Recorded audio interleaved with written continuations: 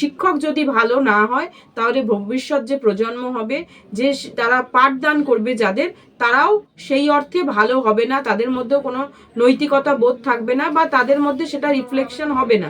সেই জন্যই কিন্তু শিক্ষক নিয়োগের ক্ষেত্রে বেশি কষাস হওয়ার প্রয়োজন এবং যে যোগ্যতম তাকে কিন্তু অ্যাপয়েন্টমেন্ট দেওয়ার কথা। কিন্তু এখানে দেখা যাচ্ছে সিলেকশন প্রসেসটাই এমনভাবে একটা তৈরি করা হয়েছে বা রুলটাই এমনভাবে তৈরি করা হয়েছে যেখানে দেখা যাচ্ছে মেধার কম্প্রোমাইজ হচ্ছে। যে নেতা সে বলতে চাইছে যে অযোগ্য ব্যক্তিরাও আবার সেই পদে বহাল হবে, অথচ যারা যোগ্য, যারা দিনের পর দিন বঞ্চিত হয়েছে, পথে ঘাটে গিয়ে তারা দিনের পর দিন আন্দোলন করে তারপরে তাদের কথা স্টাবলিশ করতে পেরেছে সুপ্রিম কোর্ট পর্যন্ত, তাদের সব বক্তব্য বেকার, মানে যোগ্যরা বাদ যাবে, অযোগ্যরা আবার চাকরি পাবে, এরকম একদমই হবে না। যারা যোগ্য, যারা বেশি যোগ্য মেধার ভিত্তিতে, যারা নিজেদের যোগ্যতা মান প্রমাণ করতে পারবে, তারাই চাকরিতে থাকবে, না হলে থাকবে না। SLST 2 এর কল ফর ভেরিফিকেশনে নবম দশমের অনেক যোগ্য শিক্ষকের নাম আসেনি, কি বলবেন এটা নিয়ে? দেখুন, যোগ্য শিক্ষকের নাম আসেনি যেমন বলছেন, যে অনেকের সমস্যা, দেখুন যে পরীক্ষা হয়েছে সেখানে সেই নিয়ে অনেকের মনে অনেক দ্বন্দ্ব রয়েছে এবং যে পরীক্ষা দিয়েছে ধরুন ফ্রেশার্স এবং বনাম যে ধরুন পুরনো যারা রয়েছে তাদেরকে যে পরীক্ষায় একসঙ্গে বসানো হয়েছে সেই নিয়েও কিন্তু একাধিক অভিযোগ রয়েছে। এখন ধরুন যারা চাকরি পেয়েছিলেন, পরবর্তীতে চাকরি তারা যে পরীক্ষা হয়েছে সেখানে তারা কোয়ালিফাই করতে পারলেন না, এরকমও ঘটনা কিন্তু অনেক জায়গায় ঘটেছে। আবার অন্যদিকে কিন্তু এরকমও ঘটনা ঘটেছে যে এই যে এক্সপিরিয়েন্সের জন্য 10 নাম্বার দেওয়ার পরে অনেক ফ্রেশার্সও কিন্তু 70-এর 70 পেয়ে পরবর্তী যে পদক্ষেপ বা পরবর্তী যে পর্যায়ে সিলেকশন প্রসেসে সেখানে কিন্তু স্থান পায়নি। দুটোই কিন্তু কোনোভাবেই কাম্য নয়। দেখুন, যারা যোগ্যতার মান বজায় রেখে পরীক্ষা দিয়েছেন এবং যারা যোগ্য তারা অবশ্যই তাদেরকে পাওয়ার কথা এবং তাদের কিন্তু জোন অফ কনসিডারেশনে আসার কথা। দেখুন, যে কোনো সিলেকশন প্রসেসের একটাই উদ্দেশ্য হয় যে সব থেকে যে বেশি যোগ্য বা যে যোগ্যতম তাদেরকে অ্যাপয়েন্টমেন্ট দেওয়া, কারণ এটা শিক্ষক নিয়োগ। শিক্ষক যদি ভালো না হয় তাহলে ভবিষ্যৎ যে প্রজন্ম হবে, যে তারা পাঠদান করবে যাদের, তারাও সেই অর্থে ভালো হবে না, তাদের মধ্যেও কোনো নৈতিকতা বোধ থাকবে না বা তাদের মধ্যে সেটা রিফ্লেকশন হবে না। সেই জন্যই কিন্তু শিক্ষক নিয়োগের ক্ষেত্রে বেশি কষাস হওয়ার প্রয়োজন এবং যে যোগ্যতম তাকে কিন্তু অ্যাপয়েন্টমেন্ট দেওয়ার কথা। কিন্তু এখানে দেখা যাচ্ছে সিলেকশন প্রসেসটাই এমনভাবে একটা তৈরি করা হয়েছে বা রুলটাই এমনভাবে তৈরি করা হয়েছে যেখানে দেখা যাচ্ছে মেধার কম্প্রোমাইজ হচ্ছে, সেটা কখনোই কাম্য নয়। এবং যদি কোনো যোগ্য শিক্ষক বাতিল হয়ে থাকে পরীক্ষার এই ইন্টারভিউ প্রসেসের থেকে বেশি নাম্বার পাওয়ার সত্ত্বেও, যদি কোনো যেমন অনেককে দেখানো হয়েছে যে সুপ্রিম কোর্টের নির্দেশ থাকার পরেও যে সুপ্রিম কোর্ট বলেছিল যারা আনটেন্টেড ক্যান্ডিডেট তাদের কিন্তু এজ রিল্যাক্সেশন দিতে হবে, কিন্তু অনেকের ক্ষেত্রে দেখা গেছে যে এই এজ রিল্যাক্সেশন দেয়নি, পরবর্তী এসে তারা মামলা করেছে এবং রিসেন্টলি একটা অর্ডার হয়েছে যেখানে কিনা তাদেরকে আবার কোর্ট অ্যালাউ করেছে যে তাদেরকেও দিতে হবে। তো এইরকম যদি কোনো সিচুয়েশন হয় তাহলে সেই ক্ষেত্রে কিন্তু কোর্ট হস্তক্ষেপ নিশ্চিতভাবেই করবে এবং করেছেও, একাধিক ক্ষেত্রেও করেছে। এখনও হিয়ারিং, অনেক মামলার চলছে, এখনও হিয়ারিং শেষ হয়নি, একদম মিড ওয়েতে রয়েছে হিয়ারিং।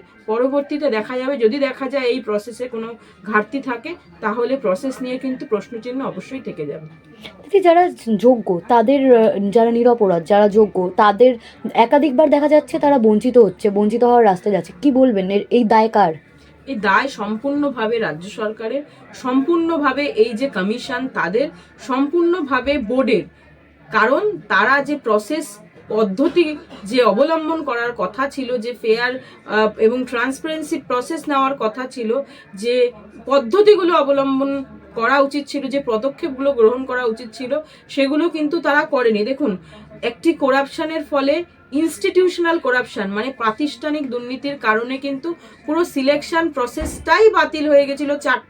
চারটে সিলেকশন প্রসেস বাতিল হয়ে গেছে। তারপরেও কি মনে হয় যে মানুষের মনে প্রশ্ন থাকবে না যে আবার দুর্নীতি হতে পারে, আবার দুর্নীতির কারণে আবার প্রসেস বাতিল হতে পারে? সেই প্রশ্ন কি থাকবে না? তাহলে কমিশনের কি উচিত ছিল, রাজ্য সরকারের কি উচিত ছিল? আরও কষাস হওয়া, আরও মেজারমেন্ট নেওয়া। আপনার মনে থাকবে খুব পাস্ট যে সিলেকশন প্রসেস হয়েছে প্রাইমারির ক্ষেত্রে, তারা কি করেছে, ইন ক্যামেরা ইন্টারভিউ প্রসেস হয়েছে। দেখুন, lecture demonstration 10 number, interview 10 number, আখেরে কিন্তু 20 নাম্বার অর্থাৎ 20%, একটি সিলেকশন প্রসেসে 20% রাখা হলো যে এই ইন্টারভিউ বা লেকচার ডেমনস্ট্রেশন, মানে এখানে চাইলেই কারচুপি করা যায়, সেই কারচুপি নিয়ে কিন্তু সহজে কেউ প্রমাণ করতে পারবে না, সেখানে কিন্তু কোনো এভিডেন্স থাকবে না। তাহলে কি করা উচিত ছিল যে ইন ক্যামেরা ইন্টারভিউ প্রসেস এবং লেকচার ডেমনস্ট্রেশন প্রসেস এটা সুমোটো উচিত ছিল যে তাদের করা, তারা কিন্তু সেটা করেনি। যখন পিটিশনার এসে বলছে যে তুমি এই পদ্ধতিতে করো কারণ সেখানে অ্যাপ্রিহেনশন আছে যে সেখানে দুর্নীতি হতে পারে, তখন এসে বলছে যে আমরা এখনই করতে পারছি না, আমাদের সেই ইনফ্রাস্ট্রাকচার নেই বা বিভিন্ন কারণ দেখাচ্ছে। তখন কিন্তু স্পেসিফিক জজ সাহেব বলেছেন যে এই নিয়ে তাদের সিদ্ধান্ত গ্রহণ করতে, কারণ সুপ্রিম কোর্টের বিভিন্ন জাজমেন্টে বলা আছে for the sake of transparency এবং ফেয়ার সিলেকশন প্রসেসের জন্য কিন্তু ইন ক্যামেরা ইন্টারভিউ প্রসেস করা উচিত। সেই জন্য কিন্তু একটি স্পেসিফিক ডাইরেকশন দিয়েছে, তারা আগামী দিনে দেখা যায় সেটা নিয়ে তারা কি করে। কিন্তু এটা কিন্তু কোর্টের ডাইরেকশন বা কোর্টের হস্তক্ষেপের প্রয়োজন ছিল না যদি এই মেজারমেন্টগুলো নিজেরা নিত ফেয়ার এবং ট্রান্সপারেন্সি সিলেকশন প্রসেস বজায় রাখার জন্য। এখান থেকে কিন্তু একটা জিনিস প্রমাণ হয় যে তাদের ইন্টেনশন এখনো বোধহয় ঠিক নেই, তাদের ইন্টেনশন এখনো যোগ্যদের ডিপ্রাইভ করা এবং এই যারা যোগ্য ক্যান্ডিডেট বারবার এসে বঞ্চিত হচ্ছে তার পেছনে দায় কিন্তু তাদেরই রয়ে গেছে। তারা নিজেদের কোনো স্বার্থসিদ্ধির জন্য বা অযোগ্যকে স্পেশাল প্রায়োরিটি দেওয়ার জন্য কিন্তু তারা বারবার এই একই কাজ করে যাচ্ছে এবং রিপিটেডলি করে যাচ্ছে, এবং তার ফল কিন্তু ভুগতে হচ্ছে সাধারণ গরিব বাড়ির বঞ্চিত যোগ্য ছেলেদের। ফ্রেশ লিস্টে অনেক যোগ্য শিক্ষক শিক্ষিকাদের নাম আসেনি, তারা আত্মহত্যার কথা বলছেন, তারা বলছেন তারা আত্মহত্যা করবেন, কি বার্তা দেবেন তাদের? দেখুন, আত্মহত্যা তো কখনোই কোনো সলিউশন নয়, কোনো কিছুরই সলিউশন হতে পারে না যে সেলফ ইনফ্লিক্ট করে নিয়ে নিজেকে শেষ করে দেওয়া কখনো কোনো সলিউশন হতে পারে না। নিশ্চিতভাবে দেখুন, সরকারি চাকরি যে সব বা এটা তো কখনো হতে পারে না। নিশ্চিতভাবে যদি কারোর নাম না আসে তাকে চেষ্টা করতে হবে যে প্রসেসের মাধ্যমে যদি কোনো ফ্রেশার্স হয় যে তার নাম আসেনি তার পরবর্তীতে আবার সুযোগ থাকবে, এবং যদি কারোর বয়সসীমা পার হয়ে থাকে যে আর পরবর্তী সিলেকশনে বসতে পারবে না, তার জন্য অন্য রাস্তা খোলা আছে। শুধুমাত্র এই যে ধরুন আবদ্ধ হয়ে থাকা, এটা বোধহয় ঠিক নাই। দেখুন, অনেক আমাদের সার্ভাইভালের জন্য অনেক কিছু আছে, আমরা চাইলে অন্যান্য অনেক ভাবে আমরা রোজগার করতে পারি। শুধু রোজগার না, আমাদের নিজের কর্মক্ষেত্রে স্যাটিসফ্যাকশনেরও প্রয়োজন, সেখানে অন্যান্য অনেক অনেক কাজ আছে যেখানে সেগুলো তারা করতে পারবে।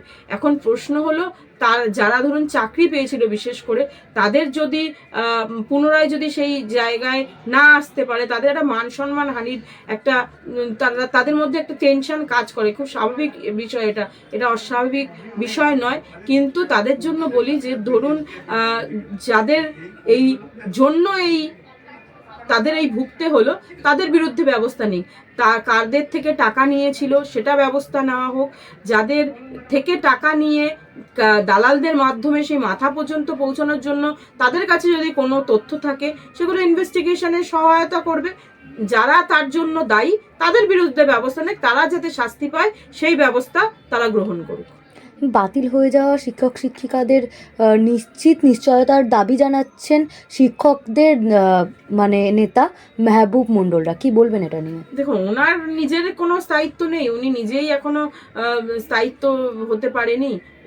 উনি কি এটা বলে দিয়েছেন যে সবাই চাকরি পাবে? তাহলে তো উনি বলছেন যে যারা অযোগ্য তারাও পাবে।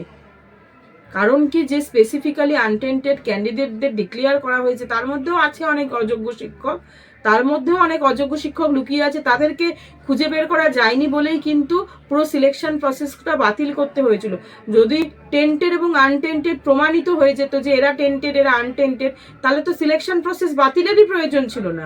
সিলেকশন প্রসেস বাতিলের একমাত্র কারণ, দেখবেন আপনি ডিভিশন বেঞ্চের জাজমেন্ট যদি আপনি দেখেন, সেখানে 3টে অপশনের কথা বলা হয়েছিল। 3টে অপশনের মধ্যে এই যে পুরো সিলেকশন প্রসেস বাতিলের অপশনটা কিন্তু জজ সাহেব চুজ করেছিলেন। কারণ কিন্তু একটাই ছিল যে যোগ্য এবং অযোগ্য যে বাছাই প্রক্রিয়া সেটা সম্পূর্ণ করা সম্ভব হয়নি, কারণ আর্টিকেল 12 অথরিটিগুলো সহযোগিতা করেনি, সঠিক তথ্য দেয়নি কোর্টে। সেইটা কিন্তু একমাত্র কারণ ছিল পুরো সিলেকশন প্রসেস বাতিলের জন্য। তার মানে হচ্ছে যদি এই যে so called not specifically tainted candidate বা আনটেন্টেড ক্যান্ডিডেট এখন বলা হচ্ছে, কিন্তু তাদের মধ্যেও এমন অনেক ক্যান্ডিডেট লুকিয়ে আছে যারা কিন্তু এখন টেন্টেড হওয়া সত্ত্বেও তাদের কিন্তু নামটা তাদের কিন্তু ধরা যায়নি, মানে তারা চুরি করেছে কিন্তু তাদের চুরিটা এখনো ধরা যায়নি। এই যে ধরুন যারা চুরি ধরবে, যাদের কাছে তথ্য ছিল তারা সেই তথ্যগুলো দেয়নি, তাই জন্য ধরা যায়নি, তাই জন্যই কিন্তু পুরো সিলেকশন প্রসেস বাতিল হয়েছে। তার মানে হচ্ছে যে নেতা সে বলতে চাইছে যে অযোগ্য ব্যক্তিরাও আবার সেই পদে বহাল হবে, অথচ যারা যোগ্য, যারা দিনের পর দিন বঞ্চিত হয়েছে, পথে ঘাটে গিয়ে তারা দিনের পর দিন আন্দোলন করে তারপরে তাদের কথা স্টাবলিশ করতে পেরেছে সুপ্রিম কোর্ট পর্যন্ত, তাদের সব বক্তব্য বেকার, মানে যোগ্যরা বাদ যাবে, অযোগ্যরা আবার চাকরি পাবে, এরকম একদমই হবে না। যারা যোগ্য, যারা বেশি যোগ্য মেধার ভিত্তিতে, যারা নিজেদের যোগ্যতা মান প্রমাণ করতে পারবে, তারাই চাকরিতে থাকবে, না হলে থাকবে না। অনেক যোগ্য শিক্ষকের তো নাম বাতিল হয়েছে, 31 ডিসেম্বরের পর তাদের কি হবে? থাকবে না চাকরি। যদি কোনো তারা নিজেদের যোগ্য বলে দাবি করলেই তো হবে না, তাদের যোগ্যতা প্রমাণ করতে হবে। তারা যদি কেউ যোগ্যতা প্রমাণ করতে না পারে তাহলে চাকরি থাকবে না, এটা খুব স্বাভাবিক বিষয়।